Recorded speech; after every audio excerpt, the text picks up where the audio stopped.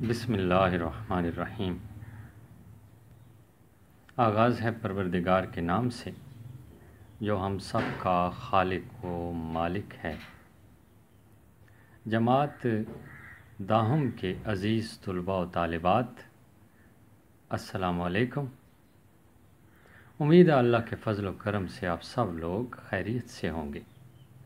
عزیز طلباء و طالبات، ہم حصہ نثر کا مطالعہ کر رہے ہیں اور آج جو سبق آیا ہے اس سلسلے میں وہ ہے خطوط غالب اور مصنف مرزا اسد اللہ خان غالب۔ مرزا اسد اللہ خان غالب اردو ادب کے تابندہ ستارے ہیں۔ شاعری اور نثر میں خاص مقام رکھتے ہیں اور فی الحال ان کے خطوط شامل کیے گئے ہیں ہمارے نصاب میں، اور مختلف لوگوں کو لکھے گئے خطوط ہیں۔ تو ہم مصنف کا تعارف دیکھتے ہیں اور اس کے بعد خطوط کے حوالے سے بات کریں گے۔ عزیز طلباء و طالبات، یہ مرزا اسد اللہ خان غالب کا تعارف لکھا ہوا سن پیدائش سب سے پہلے ہے 1797 اور سن وفات ہے 1869۔ مرزا غالب آگرہ میں پیدا ہوئے۔ اصل نام مرزا اسد اللہ خان بیگ تھا، پہلے اسد بعد میں غالب تخلص اختیار کیا۔ 5 سال کی عمر میں مرزا کے والد عبداللہ بیگ فوت ہو گئے۔ ان کے چچا نصر اللہ بیگ نے ان کی پرورش کی۔ 13 برس کے تھے کہ امراؤ بیگم سے ان کی شادی ہو گئی۔ غالب نے ابتدائی تعلیم آگرہ میں حاصل کی۔ ان کے سسرال دہلی میں تھے۔ 15 سال کی عمر میں وہ بھی دہلی منتقل ہو گئے۔ اب ان کی زندگی کے حوالے سے بات ہے، مالی حالت کے حوالے سے اس میں بات ہے۔ غالب کو انگریزی سرکار سے 62 روپے 4 آنے ماہوار پنشن ملتی تھی۔ یہ رقم ان کے اخراجات کے لیے ناکافی تھی۔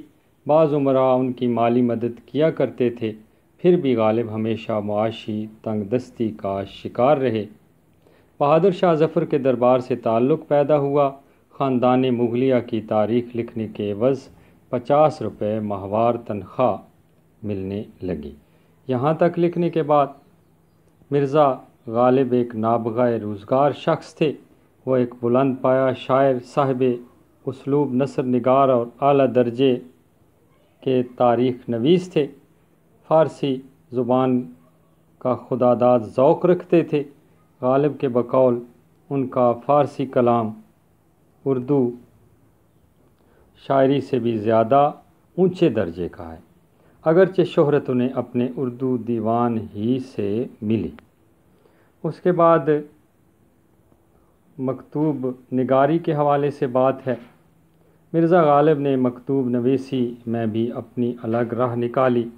ان کی جدت پسندی نے اردو نثر کو نیا انداز و آہنگ عطا کیا۔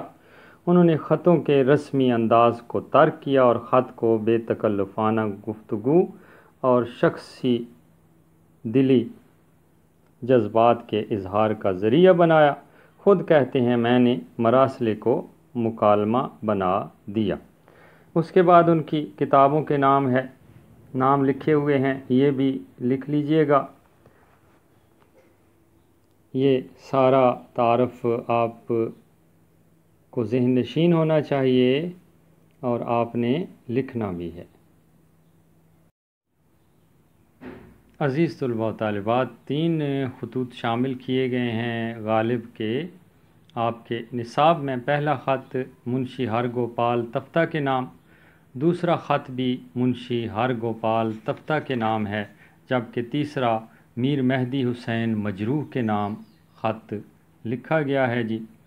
اور خاص بات غالب کے حوالے سے کہ ان کے خطوط بہت ہی دلچسپ ہیں، کبھی موقع ملے تو پڑھیے گا، اور ایک خاص بات محسوس ہوتی ہے ان کے خط پڑھتے ہوئے۔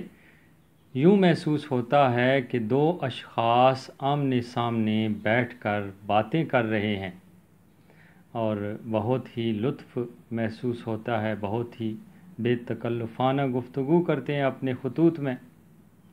تو یہ تفصیل تھی جی اس کی۔